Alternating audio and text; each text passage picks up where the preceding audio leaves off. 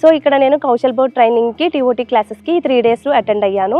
ఈ క్లాసెస్లో నేను ఏం తెలుసుకున్నాను అంటే యాజ్ ఎ ట్రైనర్, ఒకేషనల్ ట్రైనర్గా నేను పిల్లలకి టీచర్గా కమాండ్ చేయకుండా యాజ్ ఏ ఫెసిలిటేటర్, నేను ఒక ఫెసిలిటేటర్గా వాళ్ళకి సజెషన్స్ ఇస్తూ, డైరెక్షన్స్ ఇస్తూ అండ్ నెక్స్ట్ వాళ్ళకి ఒక వే అనేది మనం చూపిస్తూ ఉంటే వాళ్ళలో ఉన్న నాలెడ్జెస్ అంటే ఇది ఒక యాక్టివిటీ బేస్డ్ లెర్నింగ్లా కాకుండా ప్రాజెక్ట్ బేస్డ్ లెర్నింగ్. అంటే ఒక యాక్టివిటీ చేయండి అంటే మేడం ఏమి ఇచ్చారు, మాకు ఏం మెటీరియల్ ఇచ్చారు, ఏ సబ్జెక్ట్ ఇచ్చారు, ఏ టాపిక్ ఇచ్చారు అని వాళ్ళు ప్రిపేర్ చేసేస్తారు వితౌట్ బ్రెయిన్. అంటే చెప్పారు స్టెప్ బై స్టెప్ టెక్నికల్గా అయిపోతుంది.